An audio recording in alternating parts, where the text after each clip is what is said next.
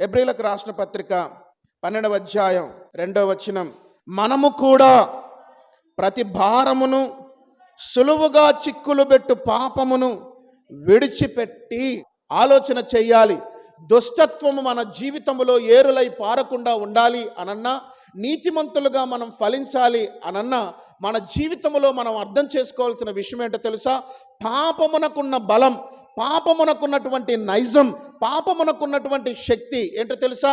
నిన్ను సులువుగా చిక్కులు పెడుతుంది. ఇప్పుడు అంటున్నాడు,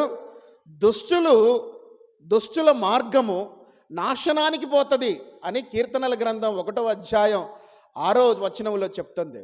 మరి దుష్టులు నాశనానికి పోవడానికి కారణం ఏంటి అనంటే గర్వం. దుష్టుడు గర్వాన్ని పెట్టుకొని నేనే కరెక్ట్ అని అనుకుంటే వాడేమవుతాడు? నాశనానికి వెళ్తాడు. కానీ నీతిమంతులమైన పిల్లలము, నేను దుష్టుని కాదు సార్, నాలో గర్వం లేదు సార్, వెరీ గుడ్. అయితే దీనికి ఆపోజిట్లో మనం ఉండాలి. ఏంటో తెలుసా? మనము నీతిమంతులమైతే మనం చేస్తున్న పనులు ఫలభరితంగా ఉంటూ ఉండాలి. మన పనులు మన జీవితంలో మనకు సంతృప్తిని తెస్తుండాలి. మనం ఫలిస్తూ ఉండాలి. మనం చేపడుతున్న వ్యాపారం, మనం చేస్తున్న పనులు, మనం వెళ్తున్న దారులు, మనము నడుస్తున్నటువంటి నడక, మనము చేసుకుంటున్నటువంటి నిర్ణయాలు, ఇవన్నీ మన జీవితానికి ఆరోగ్యాన్ని తేవాలి.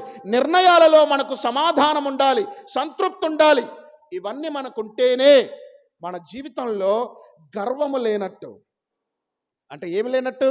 నేనే కరెక్ట్ అని చెప్పుకునే మనస్సు మనలో లేనట్టు, మనల్ని మనం పరీక్షించుకొని చూసుకునే మనస్సు ఉన్నట్టు. యేసుక్రీస్తు ప్రభువులో ఉన్న గొప్ప లక్షణం చూడండి ఒకసారి.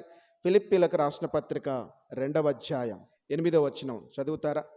ఆయన ఆకారమందు మనుష్యుడుగా కనపడి మరణము పొందునంతగా, అనగా శిలువ మరణము పొందునంతగా విధేయత చూపిన వాడై తన్ను తాను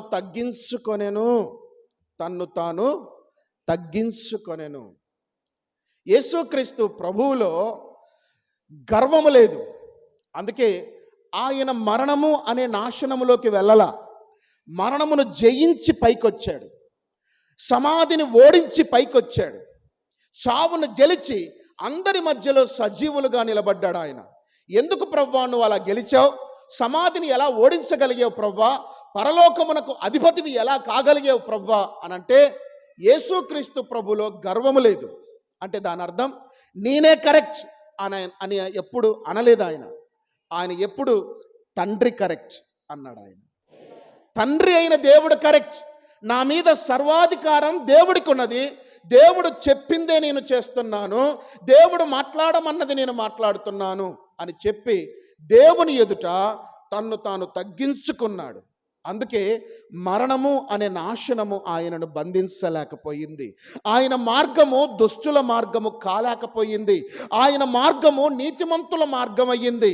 ఆయన తన్ను తాను తగ్గించుకున్నాడు కనుక, గర్వమునకు ఆయనకు సంబంధము లేదు కనుక, తండ్రిది అయిన దేవుడే కరెక్ట్ అని తన్ను తాను తగ్గించుకున్న కారణం చేత మరణమును గెలిచాడు. ఈ లోకములో ఆయన పట్టినటువంటి ప్రాజెక్ట్ వర్క్, ఆయన చేపట్టినటువంటి ప్రాజెక్ట్ వర్క్ శిలువ మరణ సమాధి జయము. శిలువను గెలిచాడు, సమాధిని గెలిచాడు, మరణాన్ని గెలిచాడు. ఆయన చేపట్టిన ప్రాజెక్ట్ వర్క్లో నీతిమంతుడు చేయునదంతయు సఫలమగును అనే వాక్యము నెరవేర్చబడింది.